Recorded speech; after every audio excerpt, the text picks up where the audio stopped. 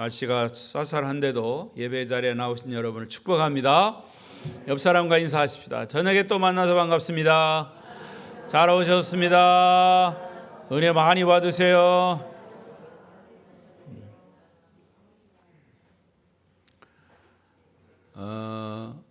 오늘 제목이요, 청함받은 자와 택함받은 자. 다른 말로 말하면 초청받은 자와 초청에 응한 자, 이런 말입니다. 여러분은 초청에 응한 자들입니다. 동의하십니까? 네.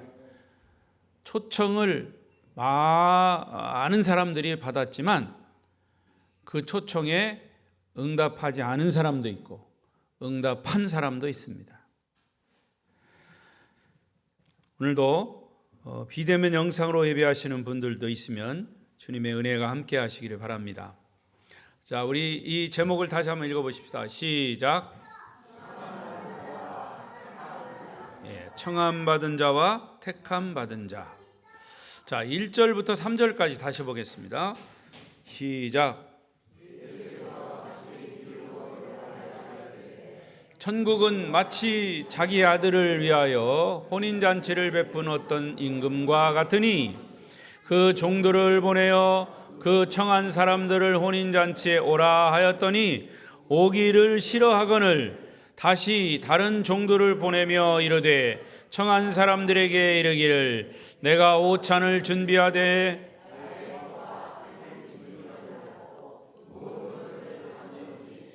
혼인잔치에 오소서 하라 하였더니 거기까지만. 자, 여기 1절부터 3절에 보면 혼인잔치를 베푼 사람은 누구냐? 임금이에요. 근데 그 임금은 누구냐? 하나님 아버지, 하나님이에요. 여러분, 구원받으면 어디 갑니까? 천국 가죠. 임금이 혼인잔치에 초청했어요. 그럼 우리는 어디로 갑니까? 아니, 혼인잔치에 초청을 받았으면 여러분 어디 가요? 혼인잔치에 가잖아요. 그러니까 임금님이 혼인잔치에 초청했다는 거죠. 근데 여기 혼인잔치의 신랑은 누구냐? 예수님이에요. 여러분 모두는 신부입니다. 옆 사람 쳐다봐. 이쁜가? 신부.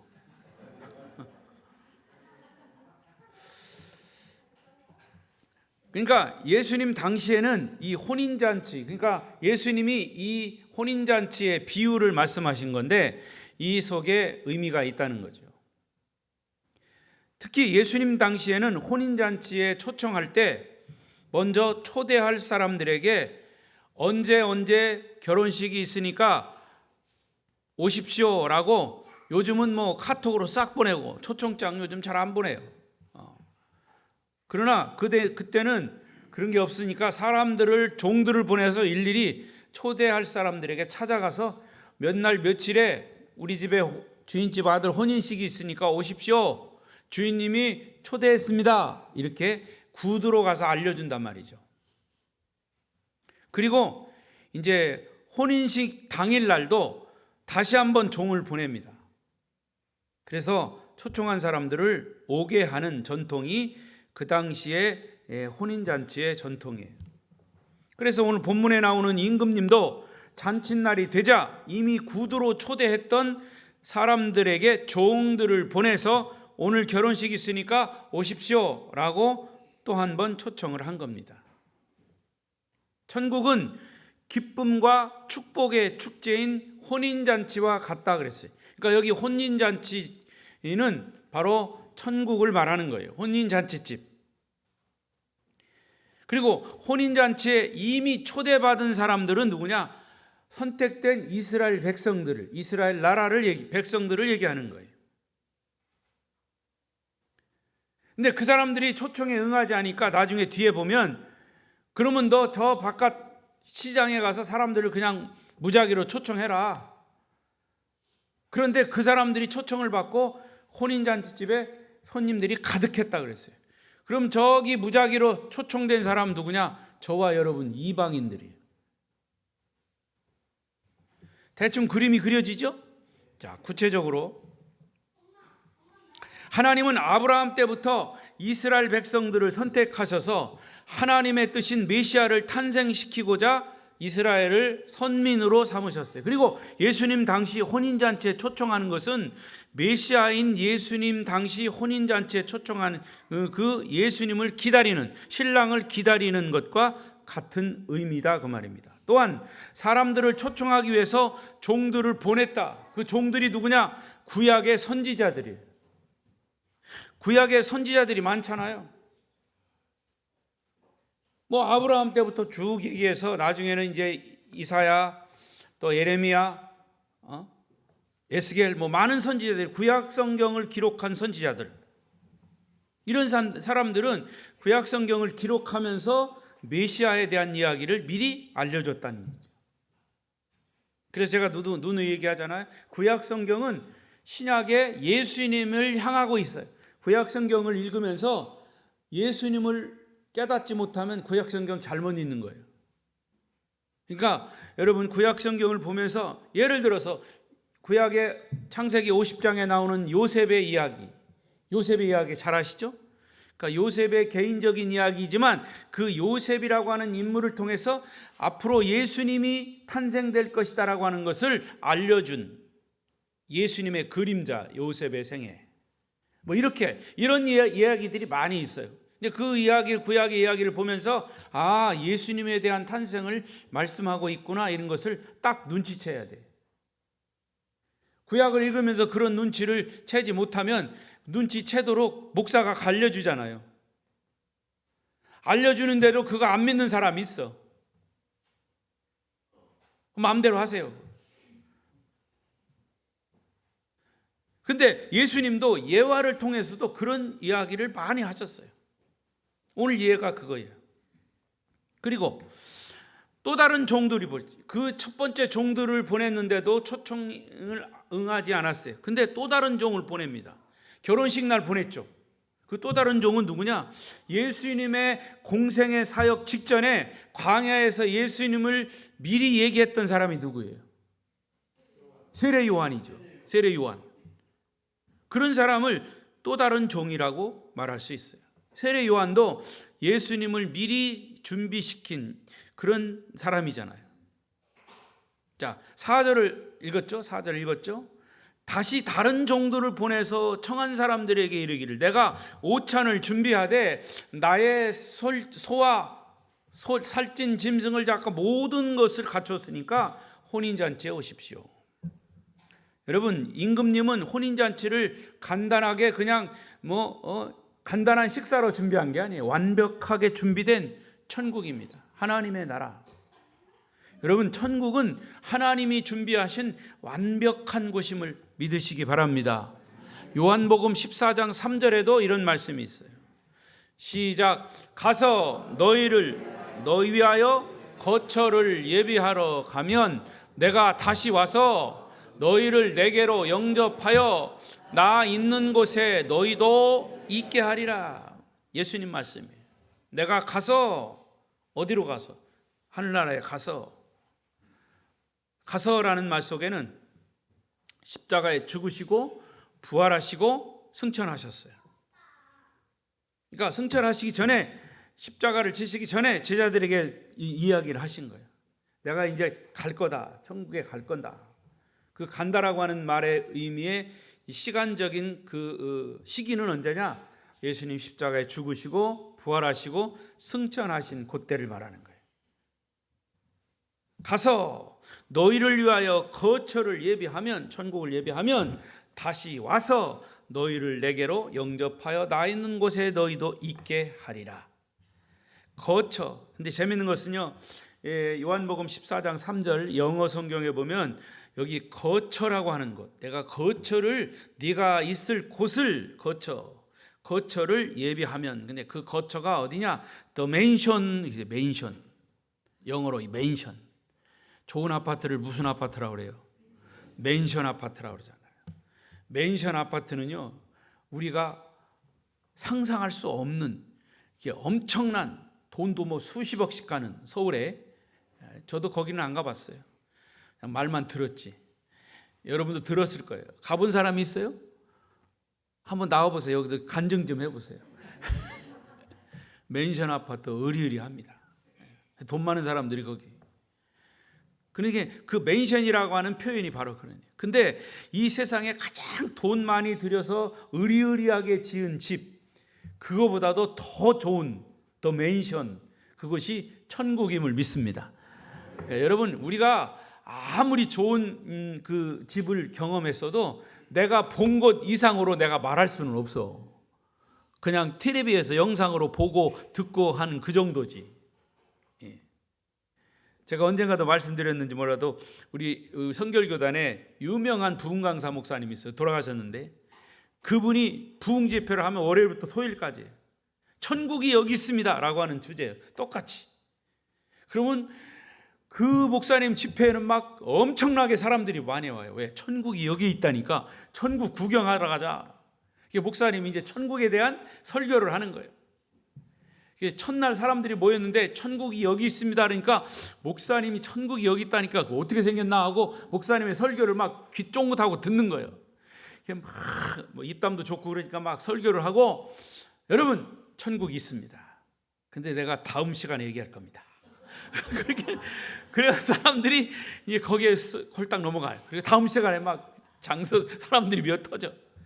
근데 그때도 내가 시간이 없어가지고 천국 오늘 못하겠네요. 내가 다음 시간에 얘기했습니다. 그냥 반쯤 가면 사람들이 시큰둥해요. 이 목사님 우리를 속이는구나. 그런데 그렇게 생각할 수 있는데 이 목사님이 하도 그 말씀이 은혜롭고 열정적이니까 진짜 다음 시간에 그게 토요일 날까지 가는 거예요. 토요일 날까지 사람들이 꽉꽉 차는 거예요. 자, 토요일 날이 왔습니다. 마지막 시간에 이제는 정말 목사님이 이제 다음 시간에 안 넘기겠지. 막 은혜롭게 설교를 하다가 무슨 얘기를 하냐면, 여러분 천국은요 너무너무 좋은 것이기 때문에 내가 더 이상 천국에 대해서 말할 수가 없어요. 말할 수가 없어요. 그 천국, 내가 말할 수 없는 너무 좋은 천국, 여러분들이 스스로 경험하시기를 바랍니다. 이게 끝이요.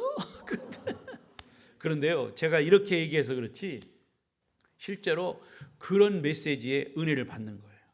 천국이 정말 그런 곳이구나. 내가 저런 천국이라면 내가 꼭 가야 된다. 가기 위해서는 예수를 믿어야 된다. 그래가지고 그 목사님의 마지막 토요일 날은 예수 믿고 구원받고 싶은 사람 다 초청해가지고 그 강단 앞으로 쫙 모이게 해서 기도합니다. 예수 영접하도록 영접 기도를 하는 거예요. 그 목사님의 집회는 초신자들이 다 이 예수를 영접하는 그런 열매를 걷고 했습니다.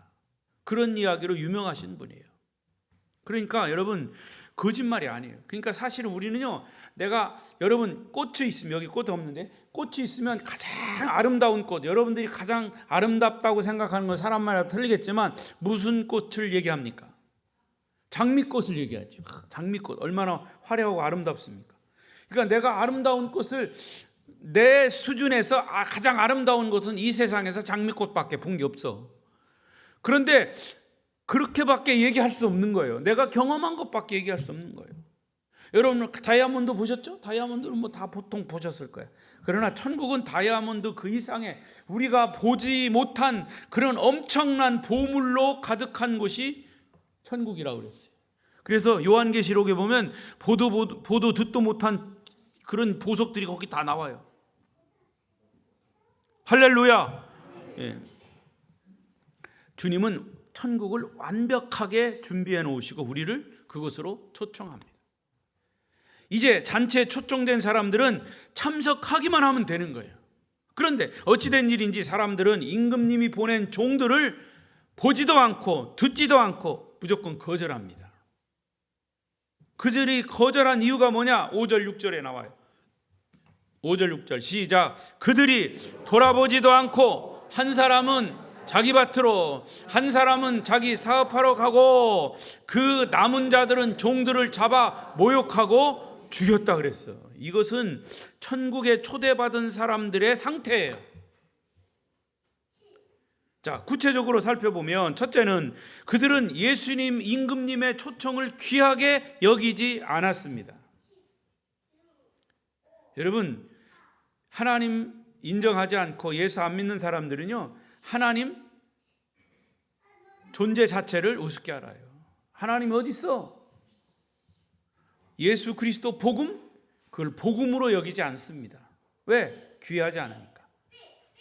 그러니까 하나님이 베푸신 구원의 잔치를 귀하게 여기지 않았다는 거죠. 실제로 그들은 하나님이 보낸 종들의 예언을 무시해버렸어요. 귀를 막고 듣지 않았고 마음을 닫고 강팍하게 행했습니다. 예수 안 믿던 사람이 어찌어찌 하다가 예수님을 영접했어요. 예수님이 얼마나 귀한 분인가, 이 복음이 얼마나 귀한 것인가를 나중에 깨닫고 나서 통곡하며 우는 거예요. 아이고, 진즉에 좀 이것을 내가 알았더라면. 진즉에. 아니에요. 지금이라도 우리가 살아있을 때 주님을 만났다고 하는 것이 복이죠. 늦었다고 하는 때가 시작할 때다. 시작. 그러니까 죽기 전에 우리가 복음을 듣도록 해야 됩니다. 처음에는 하나님을 섬기다가 나중에는 우상 숭배를 함으로 하나님을 배신했어요. 이스라엘 백성들이에요. 하나님보다는 현실의 삶이 좋고 눈에 보이는 보이지 않는 영적인 것보다 눈에 보이는 이 물질적인 복이 더 좋았던 거죠. 예수 믿는 사람들이 이웃에게 복음을 전합니다. 예수 믿어보셔. 우리 아름다운 교회 한번 꼭 와보셔. 전도합니다. 그러나 사람들은 그 말에 좀처럼 귀를 기울이지 않아요. 오히려 눈살을 찌푸리며 제발 나한테 그런 소리 하지 말라고. 그런 소리 하지 말라고. 예수장이 또 잔소리한다고. 이 얘기를 해야 되는지 몰라. 내가 경험한 거니까. 제가 저 기독병원에 우리 아내하고 뭐 검진 받으러 갔어요. 근데 어떤 분이 커피를 2잔 들고 왔어. 마스크를 쓰고. 그래, 목사님 그래서 생전 보지. 그래, 마스크 좀 벗어봐요. 그때 벗어도 누군지 모르겠어. 우리 여기 박희정 집사님 친구야. 예? 그런 거 맞죠? 예, 박희정 집사님 친구인데 우리 이성준 안수 집사님 이제 임직식 때 그 친구라 여기 왔던 거죠. 우리를 알아본 거예요. 그게 자기가 망설였다는 거예요. 그래도 커피를 사가지고 목사님 내외를 만나서 가져왔는데 이제 제 아내가 붙잡고 아이고 박 집사님 친구예요. 그러면 교회 꼭 나와 그랬단 말이야. 그랬더니 뭐라 그러냐면 아이고 그 이야기 또 들을까봐 제가 망설였다는 거예요. 예수 믿으라고 할까봐. 목사하고 목사 사모한테 뭐 무슨 얘기를 듣겠어. 이 교회 다니라는 소리, 예수 믿으라는 소리 듣겠죠. 뭐 그 사람이 이제 그게 아마 뭐 많이 친구들한테 우리 박 집사님한테도 듣고 들었겠죠. 친구들이 너 교회 좀 나와. 너 예수 믿어야 돼. 여러분도 그러잖아요. 근데 그거를 귀하게 생각하지 않는 사람은 그거를 잔소리로 알아들어요. 예수 믿는 사람 또 저거 예수 믿으라고 그러는구나. 그러니까 천국 잔치에 초청하는 말을 대수롭게 여기지 않는 거죠. 그들은 이 초청이 얼마나 귀한 것인지 깨닫지 못하는 거예요. 여러분, 이 세상에는 많은 초청이 있어요. 그러나 우리 오늘 여기 베푼 천국 혼인잔치의 초청은 우리의 인생의 운명을 좌우하는 겁니다. 이 천국 초청은 우리 인생의 영원히 사는 영생과 영원히 망하는 영멸과 이것을 판단하는 거예요. 이것을 결정하는 중요한 거 아닙니까? 이 초청에 일찍이 응답한 여러분을 저는 축복합니다. 여러분을 사랑합니다. 두 번째, 그들은 천국보다 현실이 더 중요했기 때문에 초청을 거절한 거예요. 첫 번째 사람은 무엇 때문에 거절했습니까? 자기 밭에 가서 농사 짓는 일 때문에 거절했어요. 되게 이 교회를 잘 모르고 복음을 잘 모르는 사람 전도하면 뭐래요? 나 요즘 바빠. 내가 얼마나 바쁜지 몰라. 또 주일날은 언제예요? 공휴일이잖아요. 직장에 가는 사람은 주일날 공휴일이니까 주일날 뭐 자기 밀린 일을 합니다. 그러니까 바쁘게 가는 거예요. 근데 여러분 정말 바쁘고 중요한 거. 여러분 바쁜 일이 급한 일이 중요합니까? 중요한 일이 중요합니까? 중요한 일이 중요하죠. 근데 사람들은요, 급한 일이 중요하다고 생각해요. 급한 일이 뭔가 들여다보면 아무것도 아니요. 그런데 급한 일보다 중요한 일을 먼저 해야 되는데 급한 일이다 하고서 중요한 일을 미루는 경우가 있어요. 예수 믿는 게 바로 그렇습니다. 알고 보면 예수 믿는 게 중요한 거예요. 그리고 또 예수 믿는 게, 빨리 믿는 게 급한 거예요. 할렐루야. 농사는 아무 때나 짓는 것이 아니에요. 때를 따라 밭을 갈고 씨를 뿌리고 거름을 줘야 하고, 추수 때가 되면 또 열매를 거둬야 할 때가 있죠. 농사 짓는 사람이 농사일을 게을리하면 농사를 망치게 되는 거죠. 생업은, 우리의 직업은 우리가 세상을 살아가는 현실에서 결단코 등한히 할 수 없는 중요한 일이에요. 그러나 여기에 자기 일 때문에 거절한 사람은 자기 직업보다 더 중요한 영적인 일이 있다는 사실을 몰랐던 거죠.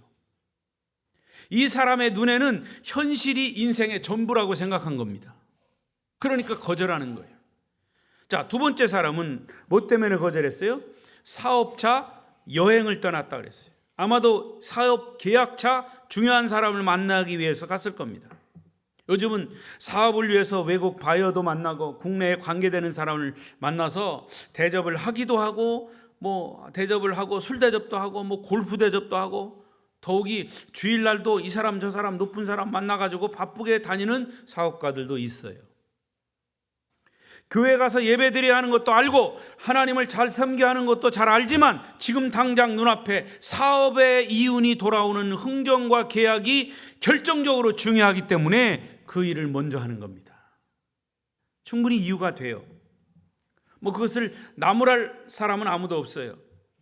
다만 이 사람은 중요한 사업차, 내가 당신의 초청에 응하지 못한다라고 하는 거절한 사람은 구원받고 천국 가는 것이 더 중요한 것임을 미처 깨닫지 못했다는 거죠.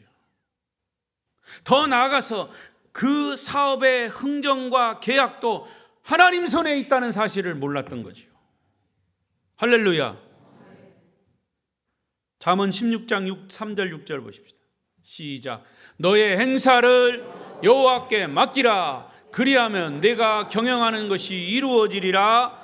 사람이 마음으로 자기의 길을 계획할지라도 그의 걸음을 인도하시는 이는 여호와시니라. 할렐루야.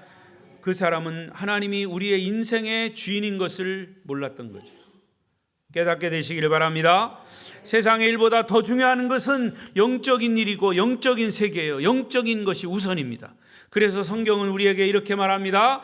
야고보서 4장 13절 14절 시작. 들으라. 너희 중에 말하기를 오늘이나 내일이나 우리가 어떤 도시에 가서 거기서 1년을 머물며 장사하여 이익을 보리라 하는 자들아, 내일 일을 너희가 알지 못하는도다. 너희 생명이 무엇이냐? 너희는 잠깐 보이다가 없어지는 안개니라. 어리석은 사람들은 생명이 자기 것이라고 착각하며 삽니다. 시간도 내 것이고 재물도 내 것이고 명예도 내 것이고 모두가 자기의 것이라고 생각합니다.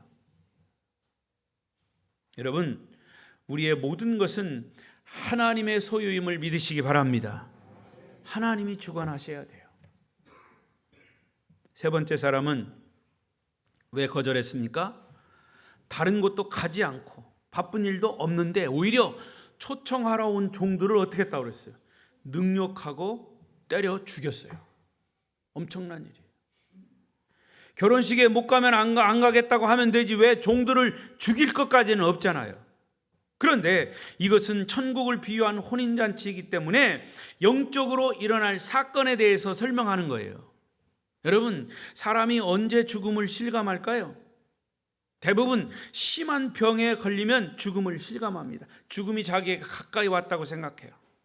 건강할 때는 모르지만 아파서 죽음이 자기 앞에 가까이 오면 생각이 달라지는 거예요. 그러면 그때는 그동안 버려놓은 돈도 쌓아놓은 명예도 자식들도 아무런 의미가 없어지는 거예요. 죽음 앞에서는 그게 의미가 없어지는 거다 그 말이에요. 이런 현실 앞에 서면 지금까지 성공 위주로 달려온 인생의 가치관까지도 완전히 달라지는 겁니다. 여러분, 과연 인생을 살면서 무엇이 중요하다고 생각합니까? 육신이 중요합니다. 건강도 중요합니다. 하지만 그 육신을 지배하고 있는 영혼이 중요하다는 사실을 깨달아야 됩니다. 보이는 현실이 중요합니까? 영혼이 영원히 사는 영생이 중요합니까? 많은 사람들은 영혼보다 당장 눈앞에 있는 육체가 중요하다고 생각합니다. 육체도요, 건강할 때 영적인 것을 분별하고 영적인 것을 우리가 선택해야 돼요. 육적으로 약해지면요, 영혼 생각하지 못해요. 여러분의 영혼은 구원받기 위해서 준비되어 있습니까? 실제로 불교 믿는 시어머니 밑에서 예수 믿는 며느리가 고통당하는 것은 현실이에요. 물질에 빠져 있는 남편 앞에서 눈물로 전도하는 아내들이 많이 있는 것도 사실입니다. 남편에게 내가 무엇인지 다 할 테니까 제발 교회만 와 달라고 애원하는 아내들도 있어요. 그래서 말 안 들으니까 새벽에 나올 때 자기 남편 신발 들고 나온대요. 요 신발이 오는 것처럼 남편도 이 신발 신고 교회 오도록. 옛날에는 남편 바지를 가지고 나왔대요. 바지. 이 남편이 이 교회 바지 입고 꼭 나오도록. 몸땡이는 안 왔는데. 그래서 전도한 사람들도 많아요.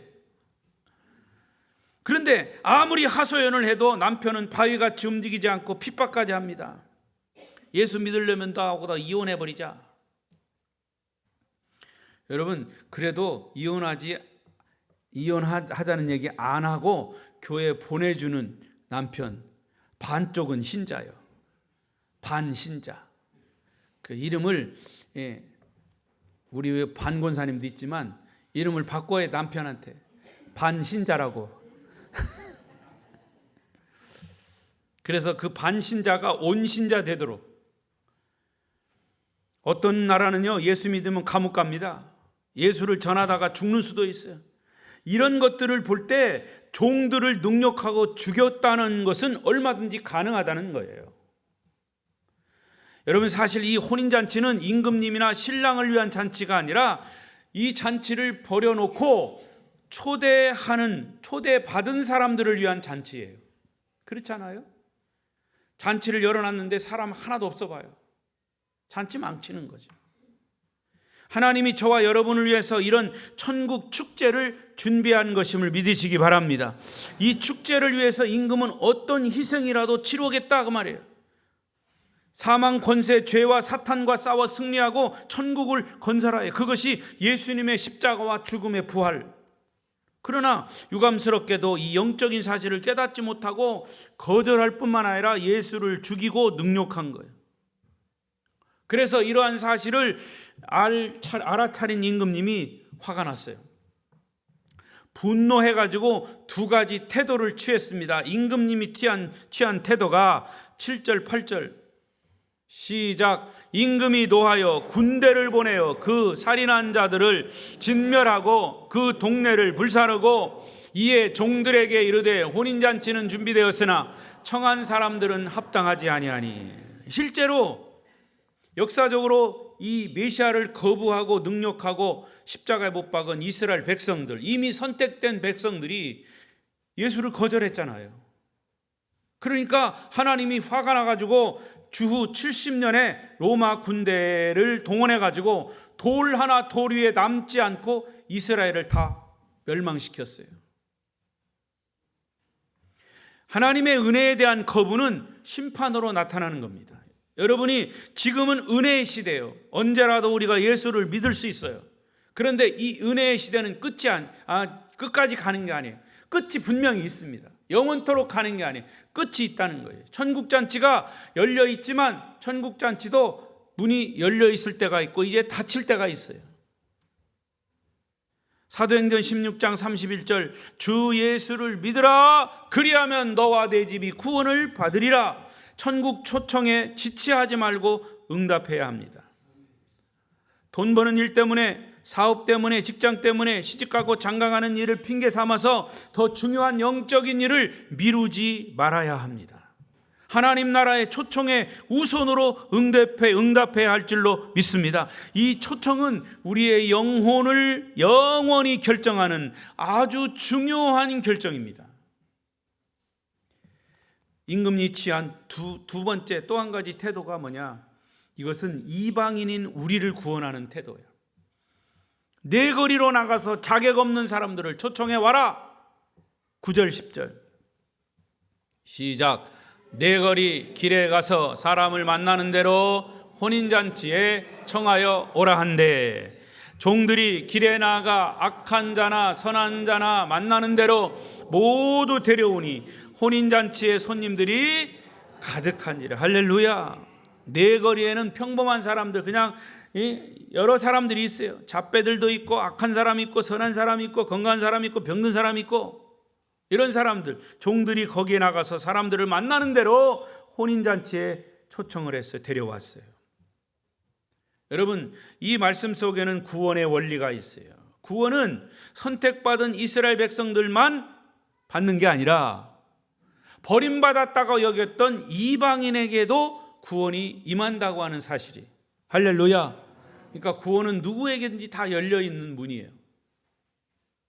하나님의 초청이란 말이죠. 건강한 사람도 병든 사람도 배운 사람도 못 배운 사람도 부자도 가난한 사람도 구원은 어떤 조건 없이 임하는 겁니다.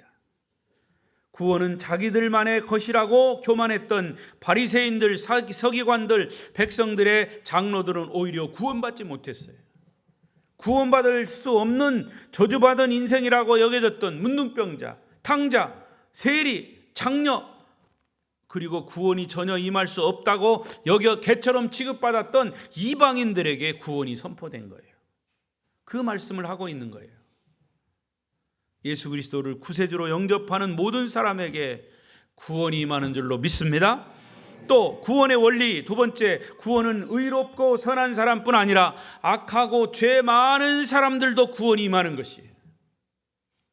제가 누누이 말씀드렸죠. 제가 1974년도에 서울신학대학 입학하니까 서울신학교 입학한 사람들은 다 거룩하고 착한 사람들만 있는 줄 알았더니 아니요, 도둑놈이 더 많아. 더 많다는 얘기는 아니고 도둑놈도 있어. 신학생들은 다 거룩한 줄 알았더니 그것도 신학생들 중에서 욕자라고 옛날에 주먹깨나 쓴 사람도 있어. 사실은 예수 믿고 구원받는 사람들은 구별이 없이 다 올 수 있어요. 그런 사람들이 이제 신학을 공부하고 하나님 말씀을 배우고 그러다가 나중에는 훌륭한 목회를 하는 우리 동료들도 많아요. 그런 사람들. 그러면서 이제 지금 모임 겁니다. 아이고, 저거 신학교 처음 들어와가지고 맨날 욕이나 하고 머리 이렇게 길러가지고, 그전에는요 장발해가지고 이 큰 빗 있죠, 빗, 여자들이 빗는 빗을 뒤에다 꽂고 다녔어. 그래가지고 맨날 이러면서 신학생이 그래, 신학생이. 그러니까 교수들도 맨날 수업하다가도 뒤에서 보면 맨날 이러고 있어. 그 친구가 나중에 보니까 목사 아들이요. 목사. 예, 목회 열심히 하다가 이제 은퇴했어요. 여러분, 예수 믿고 구원받는 건 그래요. 누구에게나 다 동일한 거죠.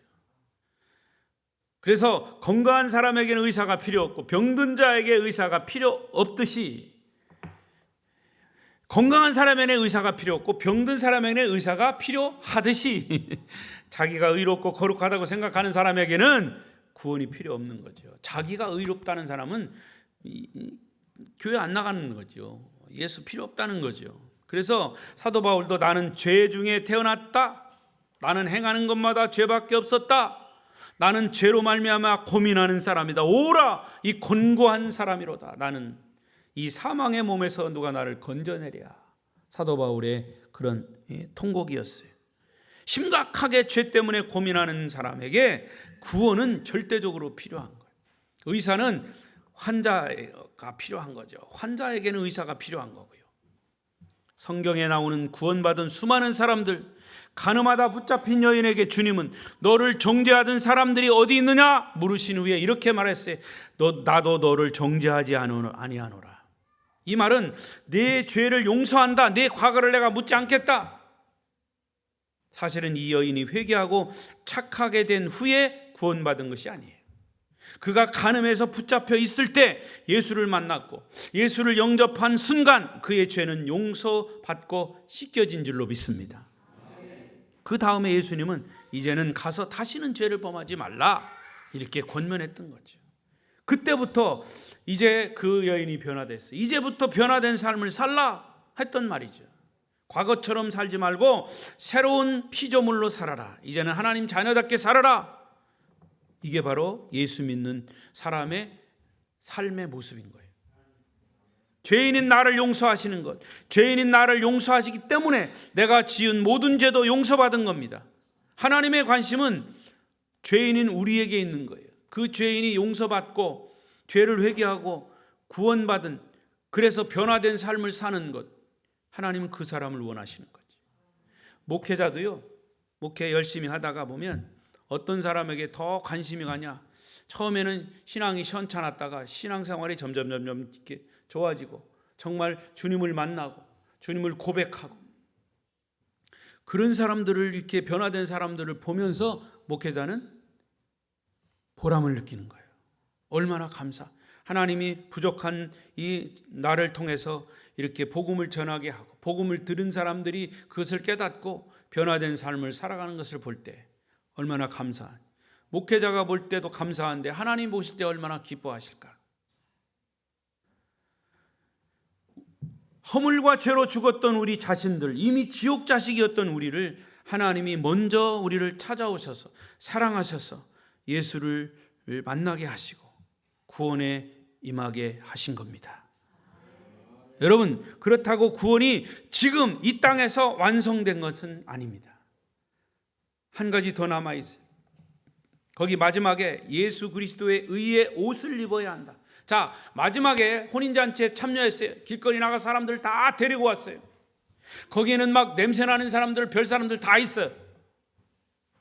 그런데 초청받은 사람들이 결혼식장에 들어갈 때는 주인이 예복을 준비해서 입히게 되어 있습니다. 11절 보겠습니다. 11절 시작. 임금이 손님들을 보러 들어올새 거기서 예복을 입지 않은 한 사람을 보고 이르되 친구여 어찌하여 예복을 입지 않고 여기 들어왔느냐 하니 그가 아무 말도 못하거늘 임금이 사환들에게 말하되 그 손발을 묶어 바깥 어두운 데 내 던지라. 거기서 슬피 울며 이를 갈게 되리라. 자, 이 예복은 예수 그리스도의 의의 옷입니다.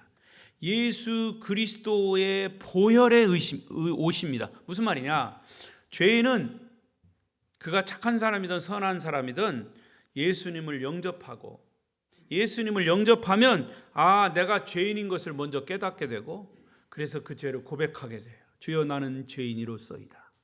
내가 이러이러한 죄를, 생각나는 죄를 다 고백하고 예수 그리스도의 십자가의 보혈로 씻어 주시옵소서. 아멘 해야죠. 그렇게 진짜 내 죄가 씻어졌다고 하는 사실 앞에 내가 확신이 들면 그때부터 나는 예수 그리스도의 의의 옷을 입는 거예요. 여러분, 천국은 누가 갑니까? 회개하는 자가 가는 거예요. 천국은 목사님이 갈 거예요? 장로님이 갈 거예요? 아니에요. 직분을 가진 사람이 가는 게 아니고 그 목사도 회개하지 않으면 천국 못 가요. 그 장로님도 회개하지 않으면 천국 못 가요. 그래서 우리는 천국은 무슨 자격으로 가느냐? 예수의 이름으로 가는 거예요. 구원은 예수의 이름으로 받는 거예요. 그러니까 이 예복을 입지 않은 사람은 여기 어떻게 하라고 그랬어요? 묶으라고 그랬어요. 손발을 묶어 바깥 어두운 데로 던져라. 아니, 기껏 초청해서 오니까 왜 던지라고 그래? 초청해서 온 사람에게 이제 복음을 제시하는 거예요. 이게 복음입니다. 예수 그리스도를 통해서만이 우리가 천국에 임할 수 있습니다. 천국 백성이 될 수 있습니다. 예수 그리스도를 믿어야 합니다. 예수님은 당신을 위해서, 당신의 죄를 위해 십자가에 죽었습니다. 그리고 당신의 죄가 용서된 증거가 뭡니까? 예수님이 부활하신 겁니다. 그리고 지금은 승천하셔서 주님이 다시 오실 텐데 하나님 보좌 우편에서 여러분을 위해서 기도하고 계십니다. 그 예수를 믿어야 우리는 천국에 임할 수 있습니다. 이게 복음이잖아요. 일반적으로 죄인이라고 하는 구약시대의 죄인은 하나님을 만날 수가 없어요. 일반 사람 하나님을 만날 수가 없어요. 하나님을 만날 수 있는 사람이 누구냐? 제사장이에요. 그럼 신약시대에는 어떻게 됐냐? 이제 예수님이 우리의 이제 단번에 제물이 되셔서 십자가에서 죽으시고 그 죽으실 때 십자가에서 흘린 피로 말미암아 우리를 깨끗하게 죄를 씻어 주었고, 그래서 주님을 만날 때 우리의 죄가 회개하고 용서되었을 때 이제 구약의 제사장처럼 우리는 왕 같은 제사장이에요. 거룩한 나라예요. 그래서 하나님을 직접 예수의 이름으로 만날 수가 있는 거죠. 이 그리스도의 의의 예복을 입지 않은 자는 천국에 들어갈 수 없다라고 하는 사실을 이렇게 말씀하신 거예요. 주인이 마련한 옷을 보고 이까짓 건 난 안 입겠다, 나는 더 좋은 내 옷을 입고 들어가겠다, 자기의 의를 자랑하거나 자기의 자존심을 내세우며 불순종한 사람은 주인이 와서 이렇게 합니다. 임금들이 사환들에게 그 손발을 묶어 바깥 어두운 데로 쫓아라. 거기서 슬프이 울며 이를 갈미. 바깥 어두운 데가 어디겠습니까? 지옥입니다. 이 간단한 사실을 많은 사람들은 거부하고 있어요. 그런데 14절에 보면 청함을 받은 자는 많되, 청함을 받은 자는 많되 택함을 입은 자는 적으니라. 묵상해 보십시오. 많은 사람이 초청을 받았어요. 여러분들의 입으로 복음을 전했어요. 청함 받은 사람들이에요. 그러나 선택받은 사람은 적은 거예요. 내가 그 초청에 응한 것은 택함 받은 거예요. 비교되죠? 청함 받은 사람 많아요. 이 세상에 70억의 인구가 있지만 물론 청함을 받지 못한, 이미 다 초청돼 있는데 듣지를 못해서 그렇죠. 초청장을 받지 못해서 그렇죠. 다 초청장이 70억에 다 돌아갔어요. 그러나 택함 받은 자는 적으리라. 여러분, 택함 받았기 때문에 감사하시기를 바랍니다. 여러분들은 지금까지 우리 아름다운 교회가 건강하게 세워지기까지 수고와 헌신과 희생을 아끼지 않았어요. 이렇게 헌신과 희생을 하는 이유가 뭐냐? 여러분이 먼저 믿은 예수, 또 다른 사람에게 예수를 믿게 하기 위해서 우리가 교회를 건강하게 세워가는 거예요. 임금 대신 주님의 초청을 받아서 택함을 받았기 때문이죠. 그 은혜 때문에 그래요. 은혜 때문에. 여러분, 또 다시 얘기합니다. 내가 열심히 헌신하고 열심히 주를 위해서 봉사함으로 인해서 구원받는 게 아니고 내가 이미 그 은혜로 구원받았기 때문에 헌신하는 거예요. 여러분의 희생과 헌신은 결코 헛되지 않습니다. 하나님 나라의 상급으로 쌓여질 것입니다. 그러나 우리가 이렇게 헌신하는 것은 하나님의 구원의 은혜에 감격해서 그 은혜로 내가 보답하는 거죠.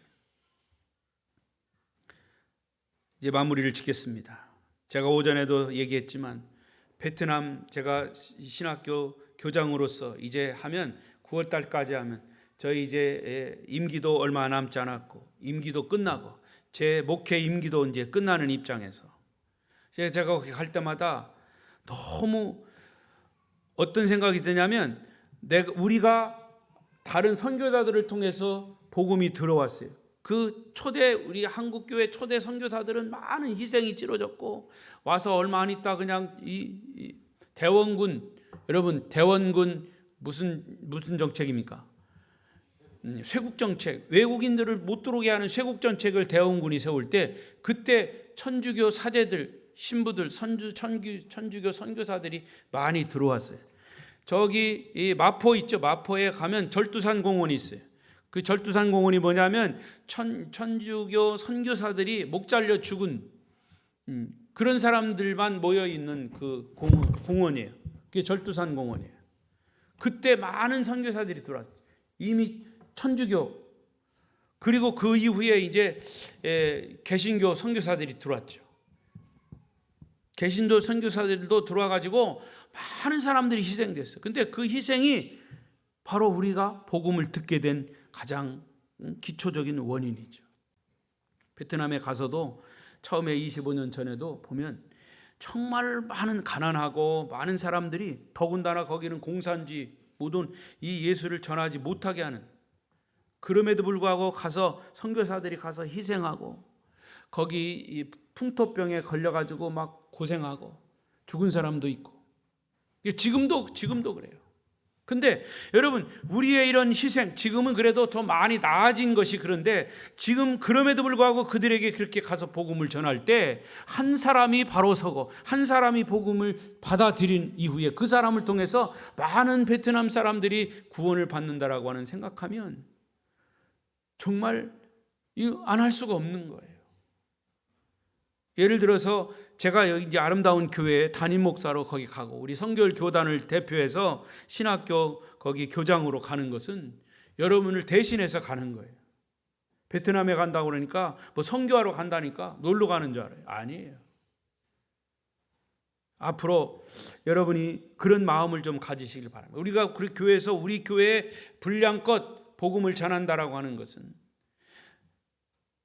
그 선교적인 비전을 가진 목사도요 다 그런 생각까지 있는 사람 아니에요. 없어요. 자기 교회만 막 부흥시키려고 애쓰는 사람들. 충분히 선교를 할 수 있는데도 불구하고 선교비도 지원할 수 있는데도 불구하고 안 합니다. 우리는 우리 교회도 지금 성장시키기 바쁩니다. 그런 사람도 있어요. 그러나 그는 예수님의 그 비전, 그 선교 정신을 잘 못 깨달아서 그렇죠. 교회 성장시키는 이유가 뭡니까? 복음 전함이요. 선교하기 위함이에요. 아예 개척 때부터 선교를 위주로 한 사람, 그런 교회들이 보면 더 성장을 빠르게 합니다. 왜? 하나님이 그런 교회에 축복하셔서 더 많은 사람에게 복음을 전할 수 있도록 그렇게 하시기 때문이죠. 이번에도 가면 우리 이제 졸업생들 졸업식하고 또 목사 안수 주고 또 강의하고 그 사람들 한 사람 한 사람들을 볼 때 얼마나 우리보다 더 못 사는 나라죠. 우리나라 80년대 이제 조금 나아졌다고 하지만 그것도 이 호치민이나 이런 도시 쪽에서 그렇죠. 시골에서 오는 사람들 보면 아주 정말 먹는 것도 현찮고 그래서 조금이라도 그들에게 좀 우리가 갔을 때라도 좀 도움을 줄 수 있도록 또 선교사님들도 말할 것도 없고 선교사님 자녀들 보면 정말 어렵게 교육을 해요. 그래서 제가 선교비 이런 거 가져가면 그냥 있는 거 다 털어주고 와요. 여러분 선교비 나 갈 때 좀 많이 도와주십시오. 아무 이야기가 없네. 네, 그들에게 가서 내가 조금이라도 그러면 그들에게는 그것이 격려가 되고 축복이 돼요. 위로가 되고. 앞으로 여러분의 헌신과 희생 멈추지 마십시오. 우리 주님은 약속하셨어요. 마태복음 6장 19절 21절 마지막 읽고 마칩시다. 시작. 너희를 위하여 보물을 땅에 쌓아두지 말라. 거기는 좀과 동록이 해하며 도둑이 구멍을 뚫고 도둑질하느니라. 오직 너희를 위하여 보물을 하늘에 쌓아두라. 거기는 좀이나 동록이 해하지 못하며 도둑이 구멍을 뚫지도 못하고 도둑질도 못하느니라. 여러분 우리가 선교비를 내고 내 보물이 여기 중요한 걸 안 읽었네. 시작. 내 곳에 내 마음도 있느니라. 그렇죠. 여러분 물질이 가는 곳에 우리 마음도 가는 거예요.